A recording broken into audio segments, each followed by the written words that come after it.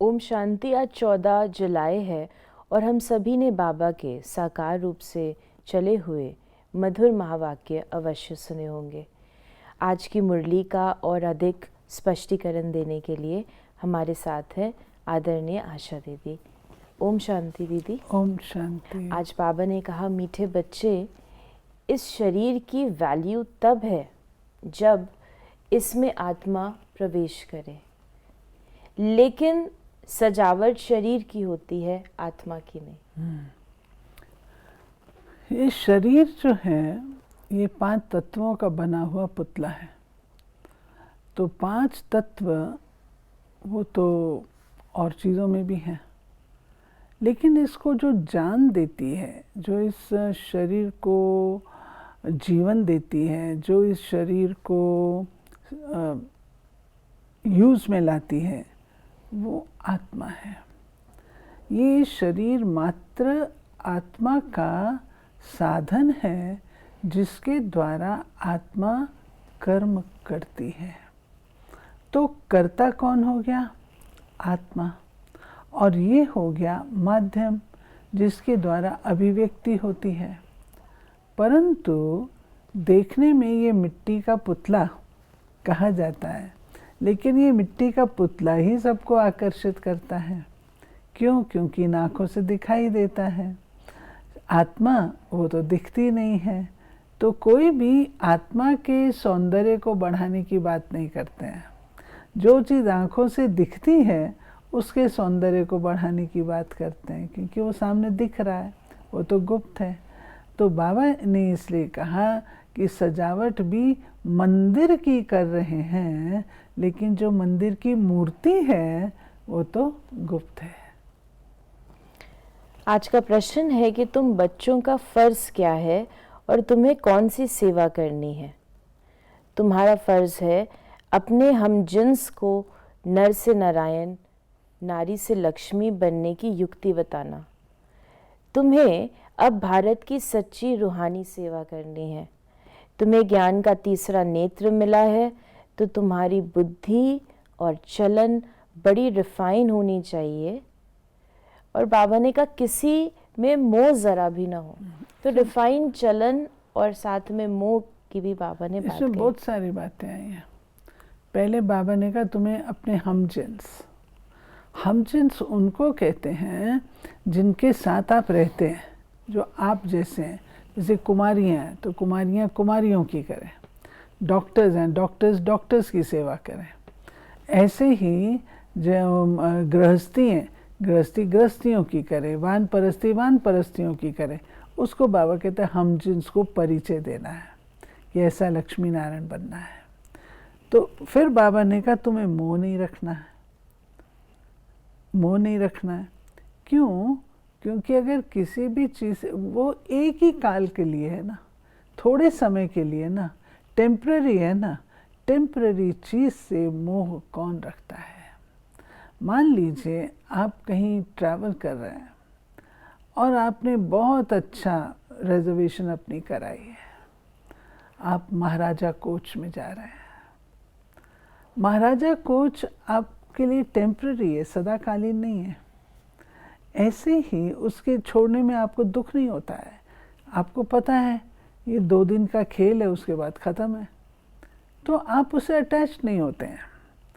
लेकिन जो हमारे साथी हैं, जिनके साथ हमारा इमोशनल अटैचमेंट हो जाती है, वो फिर हमको दुख देती है, वो मोह का रूप ले लेती है। क्यों? हमारी लेन देन उन आत्माओं से ही होती रहती है। बीच में शिव बाबा नहीं है और बीच में आत्मा का ज्ञान भी नहीं है। देखने में मनुष्य ही आ रहा है और वो मेरा संबंधी है और उससे मैं लेन देन करके इमोशनली अटैच्ड हूँ। तो बाबा कहते हैं कि ये आकर के मुझे तुमको ज्ञान का तीसरा नेत्र देकर ये मोह मुझे छुड़ाना पड़ता है। ये तो टेम्पररी चीज़ों से तुम लागत लगा लेते हो। तो जब हमको बुद्धि का नेत्र मिलता है, तीसरा दिव्य नेत्र मिलता है, तो हम हर बात को जो है जैसी है वैसे समझ पाते हैं और समझ पा करके फिर हम उसके साथ वैसे व्यवहार में आते हैं। तो बाबा ने आज आगे भी मुरली में इस बात को कहा है कि मैं तुमको आके तीसरा नेत्र देता हूँ जिससे तुम त्रिकालदर्शी बनते हो। ये माता पिता संबंधी पिछले जन्म में नहीं थे, अगले जन्म में भी नहीं होंगे। पिछले जन्म में कोई दूसरे थे जिनको छोड़ के हम आए हैं, अगले जन्म में दूसरे मिलने वाले हैं, तो ये इसी जन्म के हैं। आज का गीत है नयनहीन को राह दिखाओ। तो बाबा ने कहा अब ये गीत बनाया है नयनहीन को राह बताओ, क्या शरीर को राह बतानी है? तिलक भी देते हैं। बाबा कहते हैं नहीं, आत्मा को, आत्मा ही पुकारती है, शरीर को तो 2 नेत्र हैं। और बाबा ने तीसरे नेत्र को कहा यहाँ तिलक भी देते हैं। बाकी ज्ञान का तीसरा नेत्र मिलता है। कोई भी मनुष्य मात्र को ये ज्ञान नहीं है, इसलिए ज्ञान नेत्रहीन कहा जाता है। ज्ञान नेत्रहीन। वास्तव में गीत में भी अभिप्राय यही है, नयनहीन को राह दिखाओ, अर्थात हे प्रभु मेरे पास वो नैन नहीं है, ज्ञान के नैन नहीं है, आप ही मुझे इस भवसागर से पार करने की विधि और युक्ति बताइए। ये गीत कहता है कि मैं पग पग ठोकर खाता हूँ, पग पग ठोकर खाता हूँ, क्योंकि मेरे पास ज्ञान प्रकाश नहीं है, ज्ञान नैन नहीं है। तो बाबा कहते हैं कि मैं आकर के तुमको ज्ञान के नैन देता हूँ, बुद्धि का तीसरा नेत्र देता हूँ, और जो तुम तिलक लगाते हो वो भी भ्रकुटी के मध्य लगाते हो जहाँ आत्मा का निवास है, और उसको ही तिलक दिया जाता है, अर्थात भ्रकुटी के मध्य तिलक देते हैं नहीं उसकी स्मृति बनी रहे। वास्तव में ये तिलक लगाना भी इसीलिए शुरू हुआ कि आत्म स्मृति बनी रहे। जैसे आप कोई चीज़ याद रहे, गांठ बांध लेते हैं, उस गांठ को देख करके आपको याद आ जाता है, ऐसे ही ये देख करके तिलक आपको आत्म स्मृति आए। वो तो भाव भूल गया और आजकल भिन्न भिन्न प्रकार के तिलक लगाने शुरू कर दिए हैं। तो बाबा ने वो बात कही है कि आत्मा ही करती है, आत्मा ही मालिक है, और आत्मा शरीर के माध्यम से करती है। बाबा इस बात को पक्का करा रहे हैं। सतयुग को कहा जाता है गार्डन ऑफ फ्लावर्स। इसका सैपलिंग कब लगता है ये भी किसको पता नहीं, तुमको बाप समझाते हैं। बाबा बता रहे हैं, ये हम बच्चों को पता है कि इसका सैपलिंग कब लगता है। वो लगता है संगम युग पर, जब एक तरफ होता है कांटों का जंगल और दूसरी ओर है एकदम सतयुगी बगीचा। लेकिन उस बगीचे में जाने के लिए, नया पौध लगाने के लिए शुरुआत तो करनी पड़ेगी ना। तो वो बाबा आकर के संगम युग पर नई पौध लगाते हैं, नई सैपलिंग लगाते हैं, जिससे सतयुग जो है वो गार्डन ऑफ फ्लावर्स बन जाता है, जहाँ कोई भी प्रकार के कांटे नहीं होते। जब बाबा कांटे कहते हैं तो कांटों से बाबा का रहस्य है दुख देने वाली बातें। और बाबा ने हम बच्चों को समझा दिया है कि दुख देने वाली बातें कौन सी होती हैं। दुख देने वाली बातें हैं 5 विकार, वो वहाँ नहीं होते, इसलिए वो गार्डन ऑफ फ्लावर्स है, जहाँ हर आत्मा बहुत आकर्षक, रूप रंग गंध सुगंध सब बहुत आकर्षक होती है। देवता होते हैं, फूल होते हैं, देवताओं की उपमा फूलों से की गई है। सिर्फ गार्डन की बात तो नहीं है, लेकिन फूलों से उपमा अर्थात देवताएं निवास करते हैं। तो देवताएं कैसे होते हैं? उनका रूप रंग भी अच्छा होता है, उनका चाल चलन भी अच्छा होता है, उनमें आकर्षण भी होता है। वो सब चीज़ें बनती हैं जब बाबा आकर के सैपलिंग अभी लगाते हैं। और बाबा ने कहा कि उनको माली नहीं कहेंगे, माली तुम बच्चे हो जो सेंटर्स संभालते हो। हाँ, बाबा बागवान, बागवान अर्थात सारे बाग का मालिक है। और बाबा बागवान ने हमको माली के रूप से रखा है। छोटे छोटे केंद्रों का जो संचालन हम करते हैं, संभालते हैं, भाई बहनों को ज्ञान देते हैं, वो छोटे छोटे माली हैं। तो हम सब हैं माली, वो है बागवान। फिर बाबा ने कहा अब अमरनाथ पर कहाँ दूर दूर जाते हैं, बाप तो यहाँ आकर सुनाते हैं, ऊपर तो सुनाते नहीं है। वहाँ थोड़े पार्वती को बैठ अमर कथा सुनाई। ये बड़ी प्रैक्टिकल बात है। अब अमरपुरी है परम धाम, जहाँ अमर आत्माएं रहती हैं और अमरनाथ रहते हैं। अब बाबा आत्माओं को कहते हैं ये पार्वतियाँ हैं। अब जो सुनने की बात है, सतो प्रधान बनने की बात है, अमर कथा सुनकर के अमर बनने की बात है, वो कहाँ होगी? वह तो है ही अमरपुरी। तो अमरपुरी में सुनाने का तो कोई भावार्थ नहीं है। परंतु जब हम आत्माएं सतयुग से पुनर्जन्म लेते लेते कलयुग अंत में आकर के पहुँचते हैं और सतयुग आने वाला होता है, तब अमरनाथ बाबा पुनः आते हैं और आकर के हम आत्माओं को पुनः से अमर कथा सुनाते हैं पार्वतियों को, जिससे हम पावन बनकर के वापस अपनी अमरपुरी में जाती हैं। कृष्ण की इतनी महिमा क्यों है? क्योंकि सबसे जास्ती ब्यूटीफुल बनते हैं। उसकी दोनों चीज़ें ब्यूटीफुल हैं। शरीर भी ब्यूटीफुल है और उसकी आत्मा भी ब्यूटीफुल है। उसमें जो आकर्षण है, सुंदर बच्चे तो बहुत होते हैं, लेकिन उसके अंदर क्या चीज़ है? वो जो रूहानियत, दिव्यता उसके अंदर है, पवित्रता उसके अंदर है, वो चीज़ तो अन्य बच्चों में नहीं पाई जाती ना। इसलिए श्री कृष्ण बहुत प्यारा लगता है। बाबा ने कहा, बाप बार बार कहते हैं बच्चे मन मना भव। हे आत्माएं, अपने बाप को याद करो। बच्चों में भी नंबरवार तो है ना। लौकिक बाप को भी समझो 5 बच्चे हैं, उनमें जो बहुत सयाना होगा उनको नंबर 1 रखेंगे। माला का दाना हुआ ना, कहेंगे दूसरा नंबर है, ये तीसरा नंबर है। एक जैसे कभी नहीं होते। बाप का प्यार भी नंबरवार होता है। वो है हद की बात, यह है बेहद की बात। तो बाबा जब कहते हैं बाप का प्यार भी नंबरवार होता है, तो क्या प्यार बाबा का सच में नंबरवार होता है? क्योंकि जैसे बाबा तो सागर है हर एक के लिए। बाबा कई बार कहते हैं कि प्यार सबके लिए बराबर है। वो प्यार का सागर है, लेकिन आत्मा में भी तो उस प्यार को लेने की शक्ति चाहिए।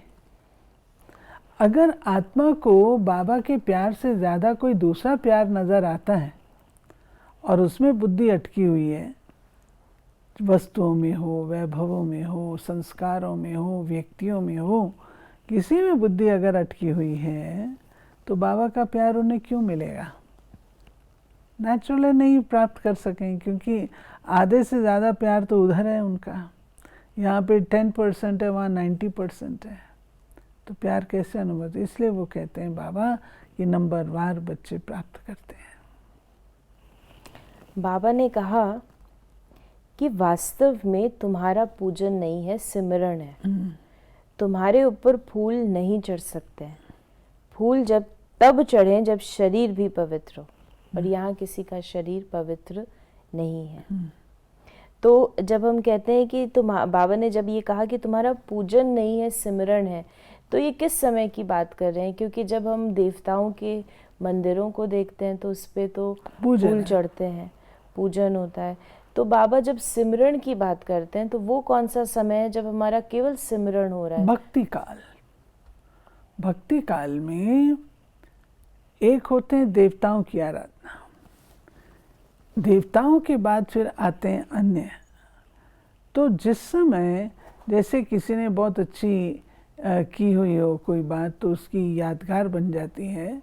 तो ऐसे ही ये भक्ति काल में जैसे मीरा भक्तन हुई, ऐसे अन्य हुए, तो उनका सिमरण ही है ना कोई रूप से उनका सिमरण हो रहा है। बाबा ने कहा कि इनको फिर नाम दे दिया है, धर्म के बच्चे बनाते हैं। अभी तुम बच्चों को ज्ञान का तीसरा नेत्र देने वाला बाप मिला हुआ है। इनको फिर नाम दे दिया है तीजरी की कथा, अर्थात तीसरा नेत्र मिलने की कथा।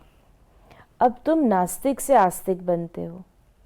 बच्चे जानते हैं बाप बिंदी है, ज्ञान का सागर है। तो आज तीजरी की कथा अर्थात तीसरा नेत्र मिलने की कथा। हाँ, यही बाबा इसको कहते हैं तीसरा नेत्र प्रदान करता हूँ। यह है तीजरी की कथा।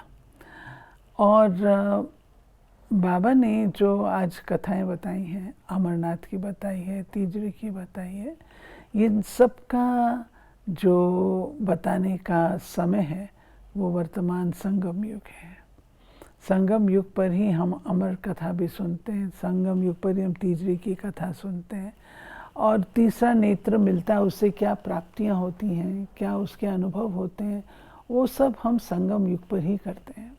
इसलिए बाबा कहते हैं कि अभी तुम बच्चे ये सब बातें जान करके नॉलेजफुल बनते हो, और नॉलेजफुल बन करके फिर उसकी धारणा भी करते हो।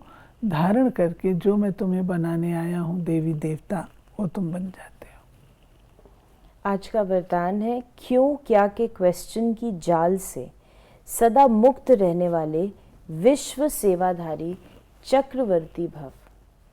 जब स्वदर्शन चक्र राइट तरफ चलने के बजाय रॉन्ग तरफ चल जाता है, तब मायाजीत बनने के बजाय पर के दर्शन के उलझन के चक्र में आ जाते हो, जिससे क्यों और क्या के क्वेश्चन की जाल बन जाती है, जो स्वयं ही रचते और फिर स्वयं ही फंस जाते हैं।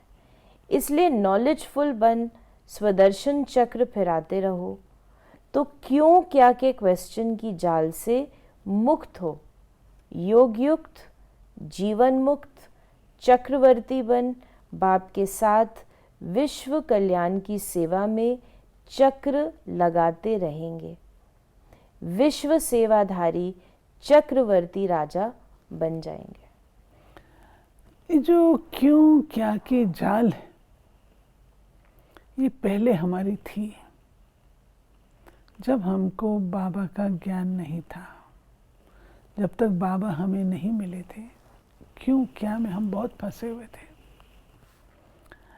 लेकिन वो हमारे संस्कार इतने पक्के, जो बाबा मिलने के बाद भी हम वही क्यों क्या करते रहते हैं। तो बाबा कहते हैं, मैंने तुम्हें स्वदर्शन चक्र दिया है। स्वदर्शन चक्र जिसमें सारा ज्ञान है,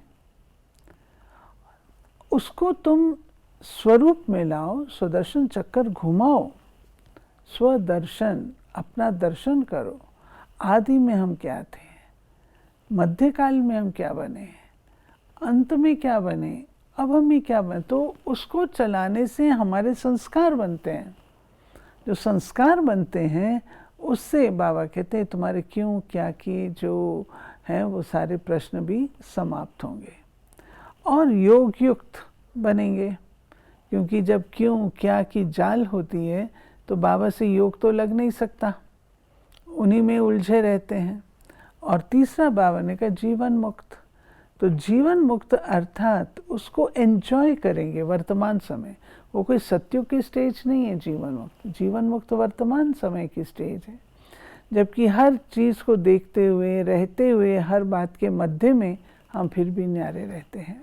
और सेवाधारी भी चक्रवर्ती बोला बाबा। यस, चक्रवर्ती। बाबा ने कहा चक्रवर्ती बन बाप के साथ विश्व कल्याण की सेवा करेंगे, कर सकते हैं। स्लोगन है, प्लेन बुद्धि से प्लान को प्रैक्टिकल में लाओ तो सफलता समाई हुई है। वही बात है, टू मच थिंकिंग वो नहीं होनी चाहिए। ओवर थिंकिंग जिसको आजकल लोग कहते हैं, टू मच थिंकिंग कहते हैं, वो नहीं करो। हमारा प्लान ऐसा हो जो कि प्रैक्टिकल में आने वाला हो, हाँ ना वाला नहीं हो। हाँ ना अगर होती है तो वो प्रदर्शित करती है कि बुद्धि की लाइन क्लियर नहीं है। अगर बुद्धि की लाइन क्लियर होती तो फोकस। तो बाबा हम बच्चों को सावधान करते हैं, प्लान को प्रैक्टिकल में लाना है तो प्लेन बुद्धि बनाओ, ज़्यादा उतार चढ़ाव में, ज़्यादा उसमें नहीं हो। तो ये थे बाबा के आज के महावाक्यों का और अधिक स्पष्टीकरण। यदि आपके मन में भी कोई प्रश्न है जो ज्ञान या धारणा या योग से संबंधित है, तो आप अपने प्रश्नों को हम तक पहुंचा सकते हैं और आपके प्रश्नों का उत्तर देने का हम प्रयास करेंगे प्रश्नोत्तरी कार्यक्रम में।